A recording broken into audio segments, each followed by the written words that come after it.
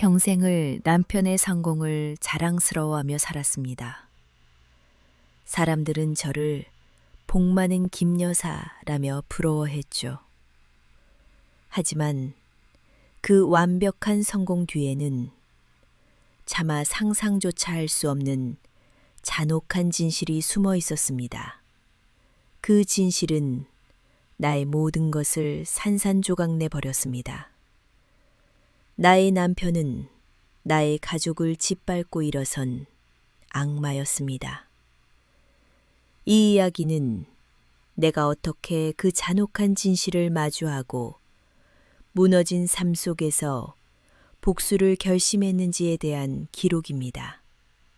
나의 남편, 그는 정말 대단한 사람이었어요. 작은 공장 직공으로 시작해 맨손으로 지금의 중견기업을 일궈냈으니 그야말로 아무것도 없는 데서 스스로 모든 걸 이룬 사람이었죠. 저는 그런 남편을 진심으로 존경하고 사랑했습니다. 그의 성공은 곧 나의 기쁨이자 우리 가족의 자랑이었습니다. 남편은 항상 부지런하고 꼼꼼했기에 그의 성공은 오로지 노력의 결과라고 믿었습니다. 우리 부부는 넉넉한 형편은 아니었지만 서로를 향한 사랑과 믿음으로 똘똘 뭉쳐 있었습니다.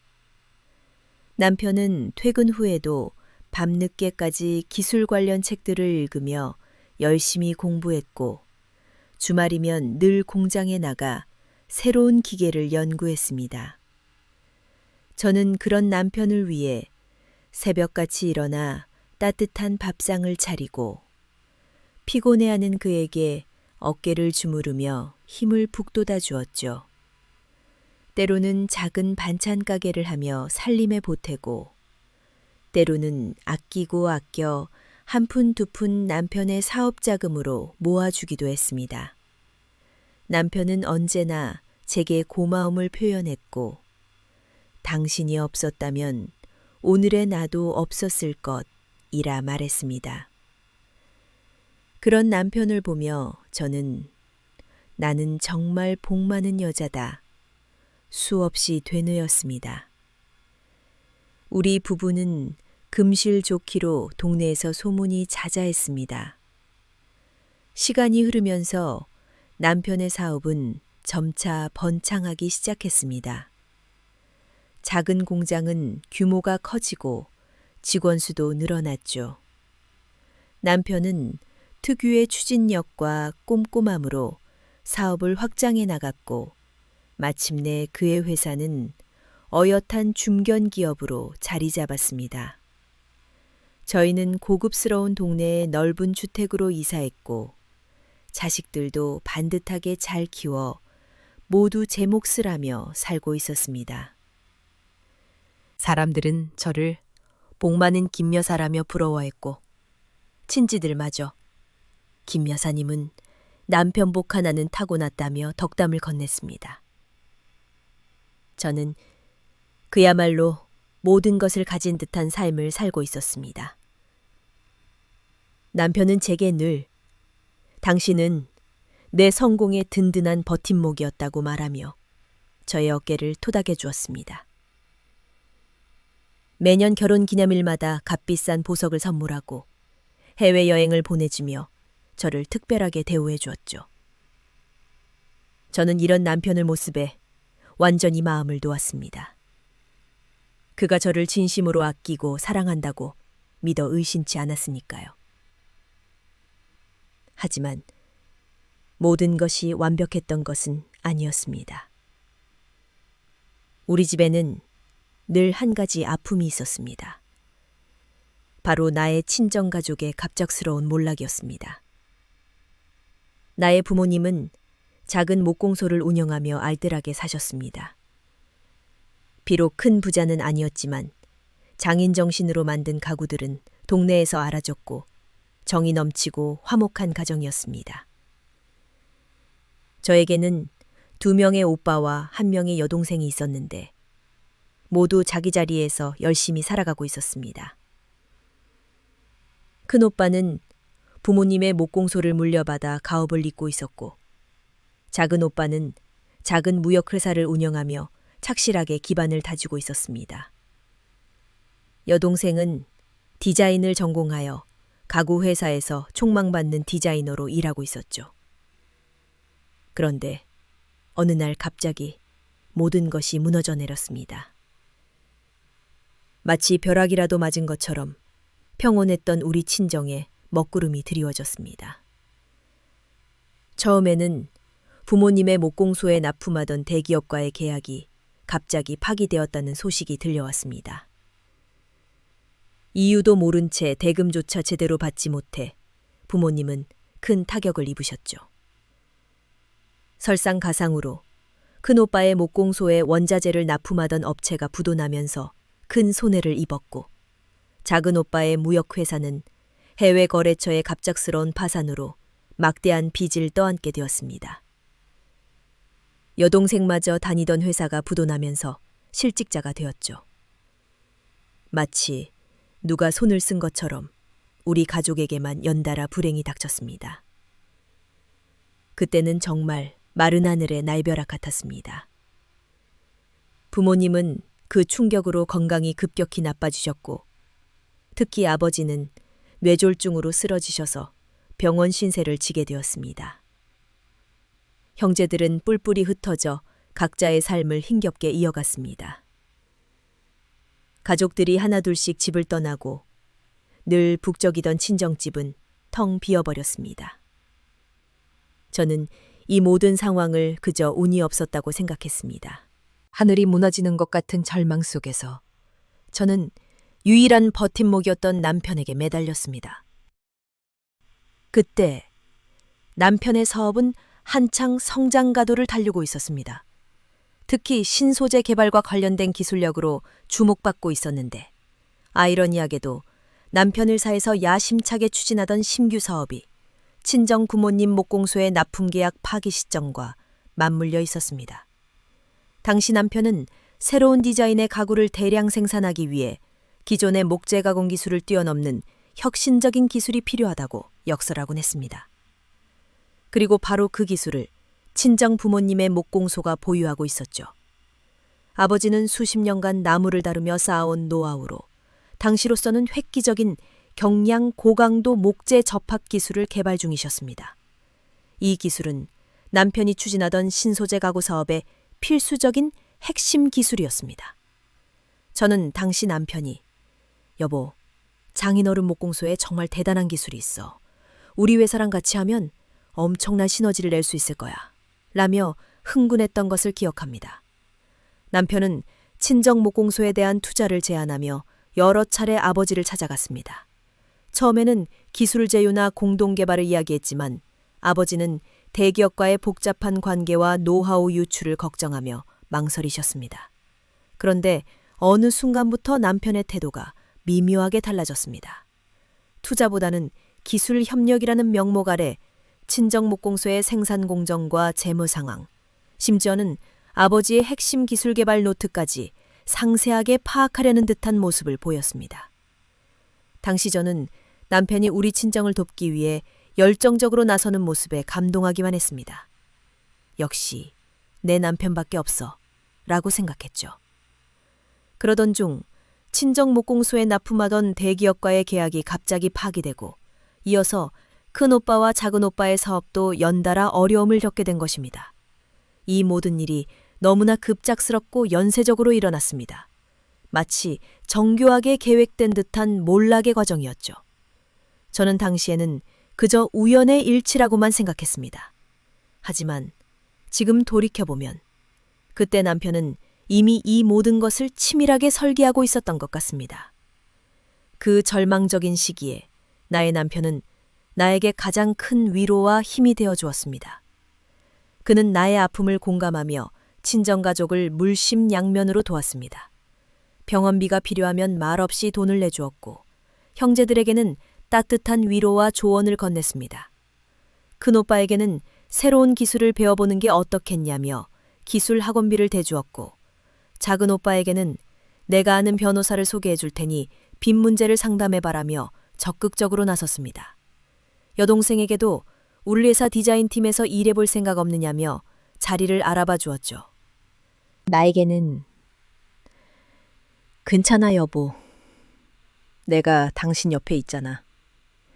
내가 당신 가족 대신이야. 힘내야 해.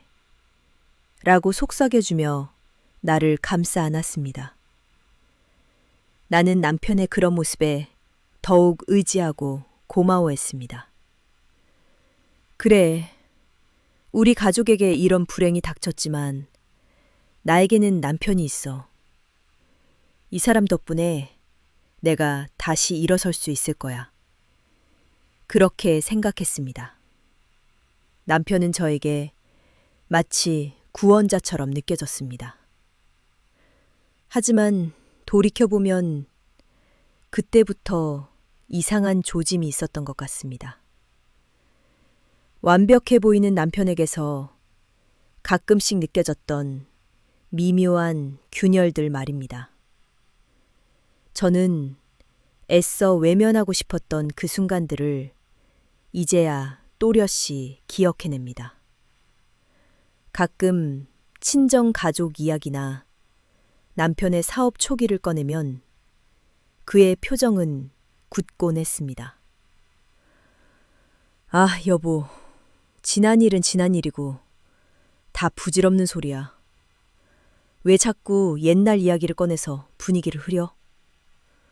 하며 화제를 돌리거나 이유 없이 짜증을 내기도 했습니다. 나는 그저 남편이 힘들었던 과거를 떠올리고 싶지 않아 그런가 보다 생각했습니다. 성공한 사람이니 예민할 수도 있다고 스스로를 다독였죠. 어떤 날은 남편의 눈빛에서 차갑고 계산적인 기운이 느껴질 때도 있었습니다.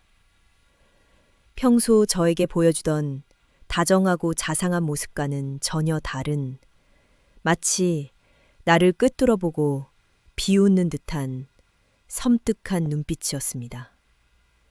특히 친정 가족에게 돈을 보낸 뒤에는 내가 이 정도로 당신 가족을 챙겨주는데 당신은 나에게 뭘 해줄 수 있지?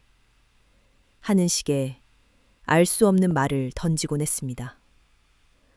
나는 그때마다 이 사람이 이렇게나 냉철한 사람이었구나. 그래, 저런 냉철함이 있었기에 저렇게 성공했겠지. 나는 애써 그렇게 합리화했습니다. 그리고 중요한 사업적 결정이나 큰 돈이 오가는 계약 앞에서 남편은 유난히 과도한 자신감과 확신을 보였습니다. 마치 모든 것을 미리 알고 있다는 듯한 태도였죠. 특히 친정 가족의 사업이 몰락한 직후 남편은 파죽지세로 새로운 기술 개발에 성공하고 중견기업과의 대규모 계약까지 성사시키는 기염을 토했습니다. 그때마다 저는 역시 우리 남편이야. 저런 배포가 있어야 큰일을 해내지. 라며 감탄했습니다.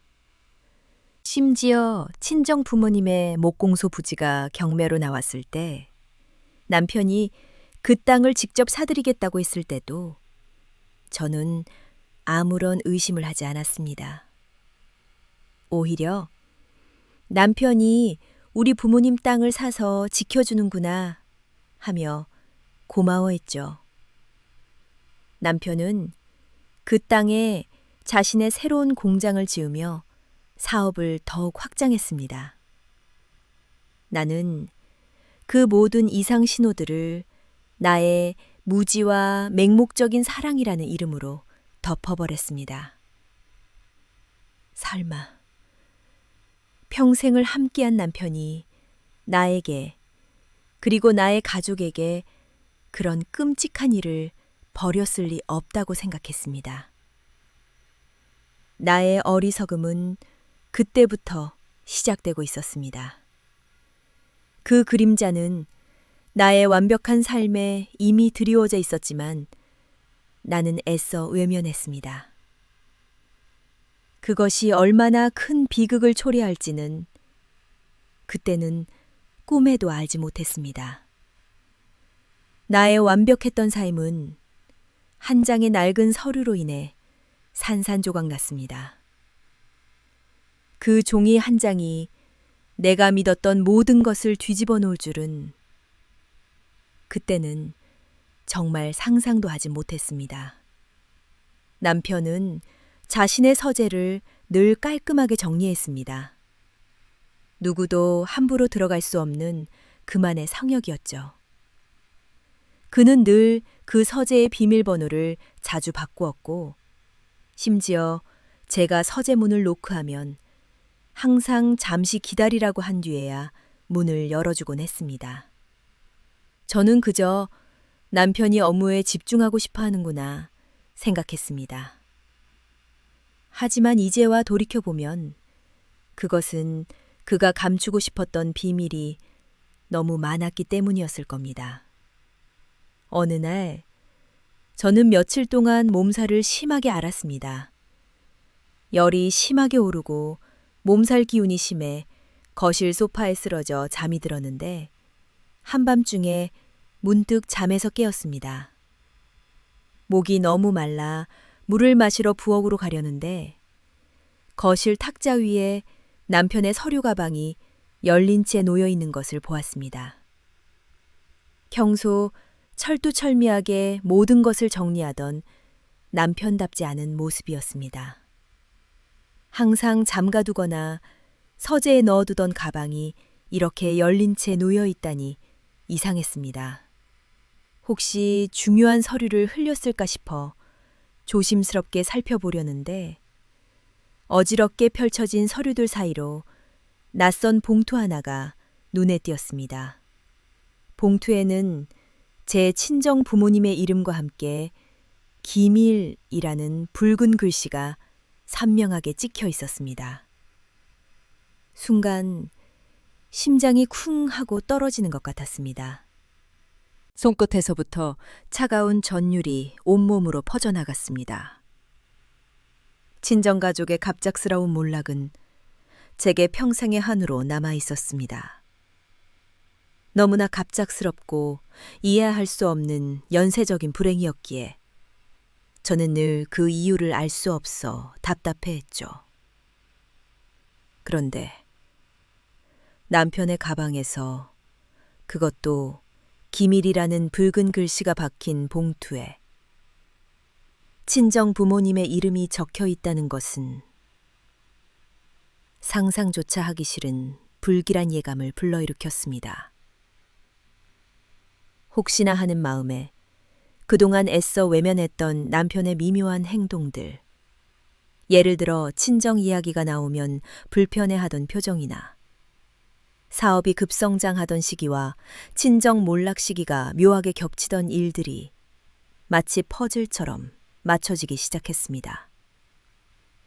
도대체 이게 무슨 소리인가? 설마 나의 남편이? 머릿속이 새하얗게 변했습니다. 하지만 나는 믿을 수 없었습니다. 내가 아는 남편은 그런 사람이 아니었습니다. 믿고 싶지 않았습니다. 그러나 나의 본능은 이 진실을 외면해서는 안 된다고 속삭였습니다. 저는 떨리는 손으로 그 봉투를 열었습니다. 안에는 여러 장의 서류가 들어 있었습니다. 그중 가장 위에 놓인 서류는 바로 친정 부모님의 목공소와 관련된 것이었습니다. 한성 목공소 파산 유도 및 자산 매각 계획서라는 제목 아래 믿을 수 없는 내용들이 빼곡하게 적혀 있었습니다. 납품 계약 파기 유도, 핵심 기술 정보 유출, 원자재 공급망 교란, 대출 심사 방해 및 부도 유도, 그리고 그 모든 계획의 실행 주체에는 남편의 이름인 박철중과 그의 서명이 선명하게 찍혀 있었습니다. 심지어 친정 목공소의 부지를 헐값에 매입하여 남편의 새로운 공장 부지로 활용한다는 내용까지 담겨 있었습니다.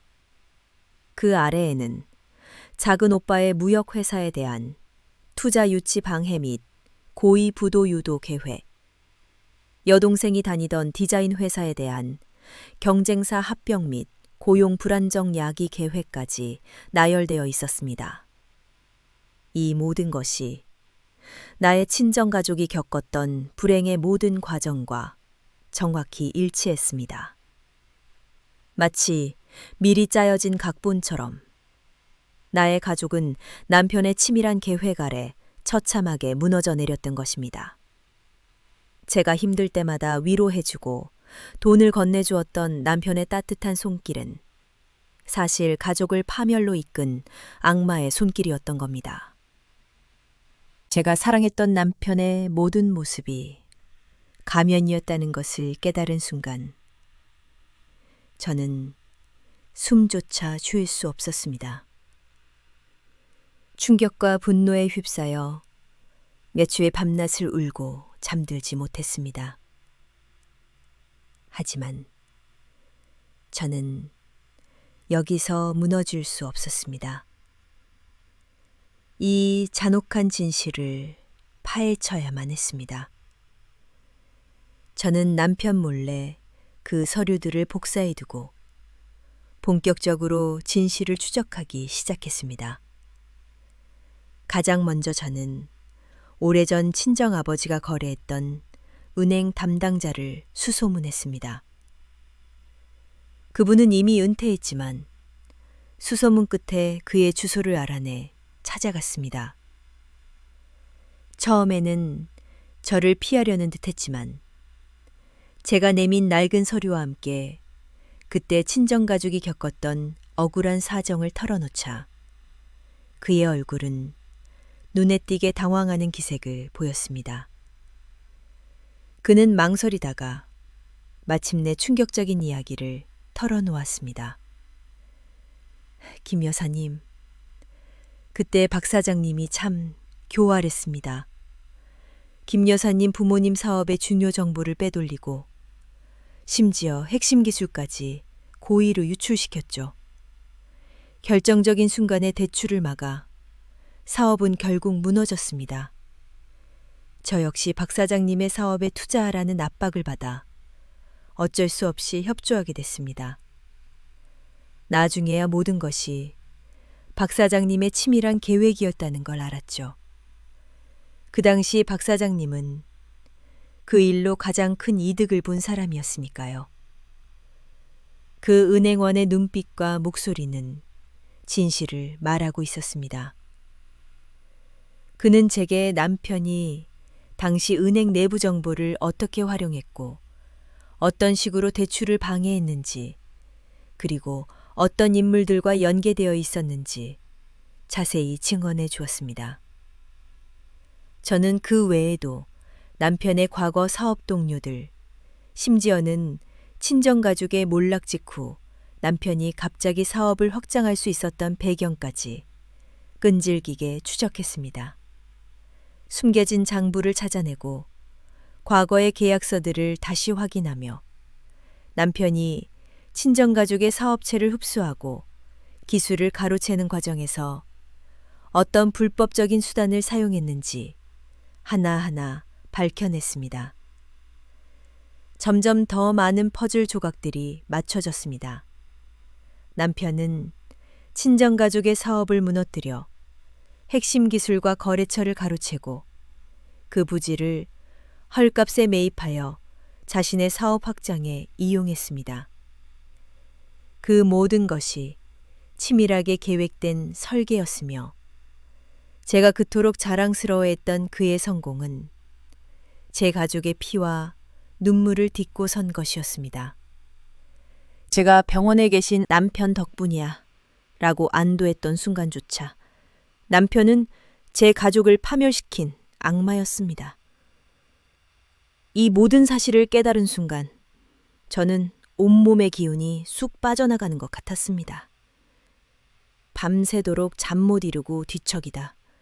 새벽녘에야 저는 남편에게 모든 진실을 따져 묻기로 결심했습니다. 차가운 새벽 공기만큼이나 내 마음은 얼어붙어 있었습니다. 남편이 출장에서 돌아오자마자 저는 그에게 그 낡은 서류들과 제가 수집한 모든 증거자료들을 내밀었습니다. 여보, 이게 다 뭐야? 우리 아버지 사업 당신이 이렇게 만든 거였어? 우리 가족을 당신이 이렇게 처참하게 짓밟은 거였어? 나의 목소리는 분노와 배신감, 그리고 이루 말할 수 없는 슬픔으로 떨렸습니다. 남편은 처음에는 그 서류들을 보고 당황한 기색이 역력했습니다. 하지만 이내 싸늘한 비웃음을 흘리며 말했습니다. 여보, 당신도 늙어서 이제 별소리를 다 하는군. 그건 다 옛날 사업 서류일 뿐이야. 내가 당신 가족을 도왔으면 도왔지. 해를 끼칠 리가 있나? 당신 이제 치매라도 온 거 아니야? 망상에 빠진 것 같으니 정신 차려. 그의 싸늘한 비웃음과 뻔뻔한 태도에 저는 분노로 온몸이 끓어올랐습니다. 당신이 어떻게 그럴 수 있어? 내가 당신을 어떻게 믿었는데? 내 평생 당신을 존경하고 사랑했는데 우리 가족을, 내 부모님을. 저는 절규했습니다. 나의 모든 것을 짓밟아버린 이 남자 앞에서 나는 무력하게 무너져 내렸습니다. 그 완벽했던 성공 뒤에 나의 가족이 짓밟힌 피와 눈물이 깔려 있었다는 사실. 그 잔혹한 진실은 나를 숨조차 쉴 수 없게 만들었습니다. 제가 가진 모든 것이 한순간에 거짓이 되는 순간이었습니다.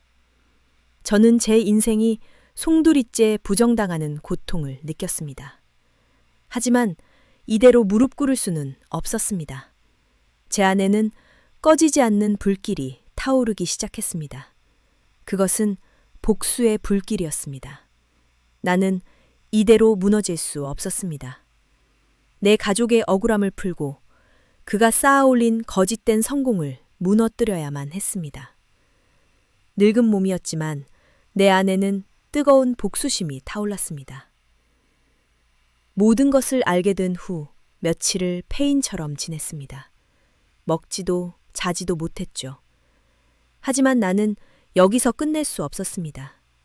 가족의 명예를, 나의 삶을 되찾아야 했습니다.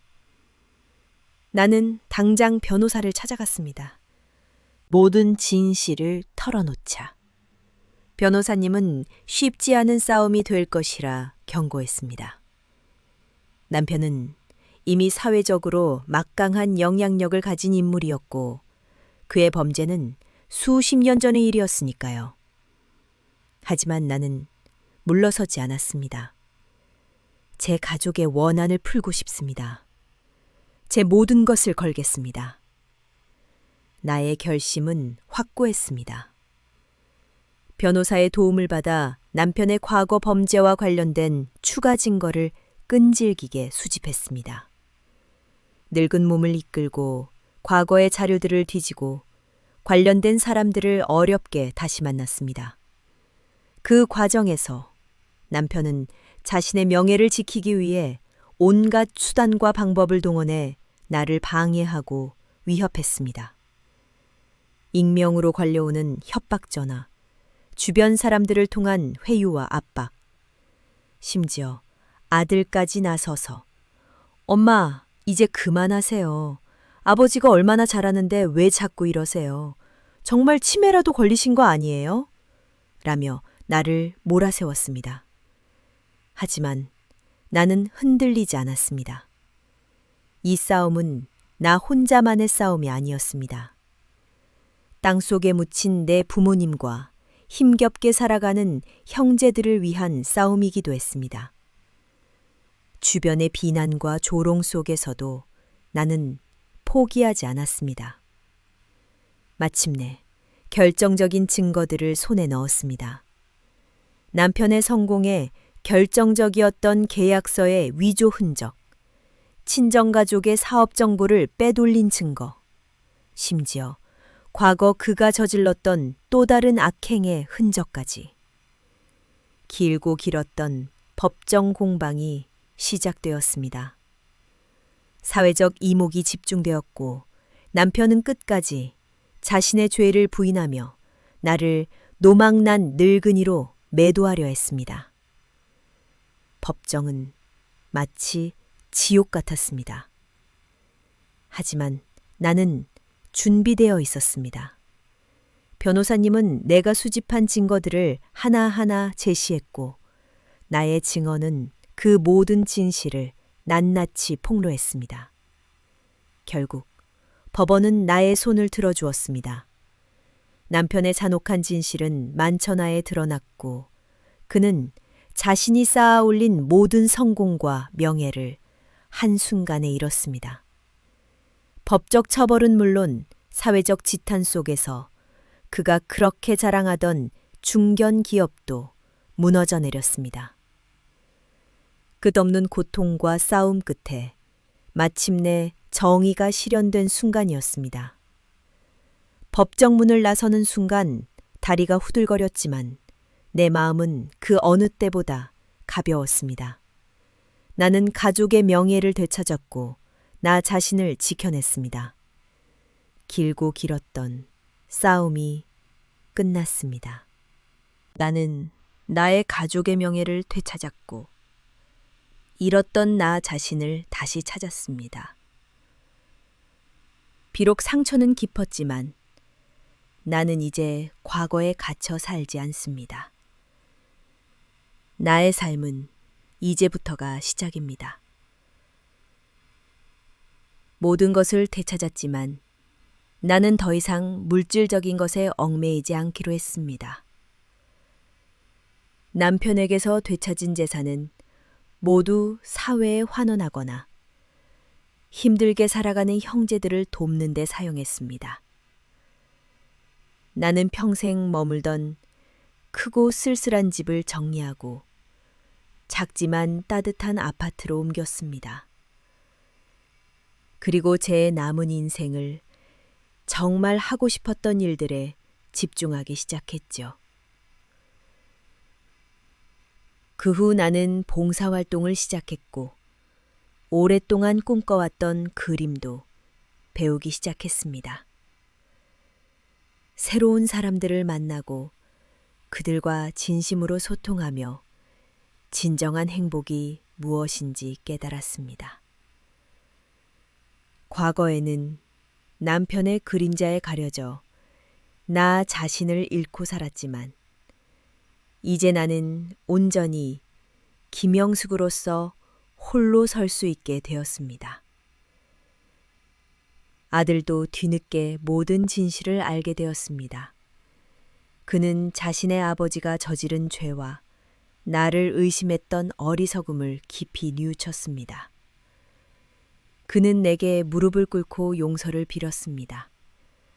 나는 아들을 용서했지만 더 이상 그에게 의지하지 않았습니다. 나의 행복은 내가 만들어가는 것이라는 걸 깨달았으니까요. 물론 남편에게 받은 상처, 그리고 그 잔혹한 진실은 온전히 아물지 않았습니다. 하지만 나는 이제 과거의 아픔에 갇혀 있지 않습니다. 오히려 그 아픔을 통해 더욱 강해지고 지혜로워졌다고 생각합니다. 인간의 탐욕과 위선, 그리고 그 속에서도 빛나는 진실의 가치를 알게 되었습니다. 저는 이제 홀로 설 수 있습니다. 그리고 제 인생의 주인이 되어 남은 시간을 아름답게 채워나갈 것입니다. 저와 비슷한 아픔을 겪고 계신 분들에게 말하고 싶습니다. 절대 포기하지 마십시오. 좌절하지 않고 맞서 싸운다면 반드시 다시 일어설 수 있습니다. 여러분도 이 모든 역경을 이겨내고 진정한 행복을 찾으실 수 있을 것입니다. 여러분의 인생은 여러분이 생각하는 것보다 훨씬 더 강하고 소중하니까요. 포기하지 마십시오. 더 유익하고 감동적인 이야기로 찾아뵙겠습니다. 구독과 좋아요, 알림 설정 잊지 마세요. 감사합니다.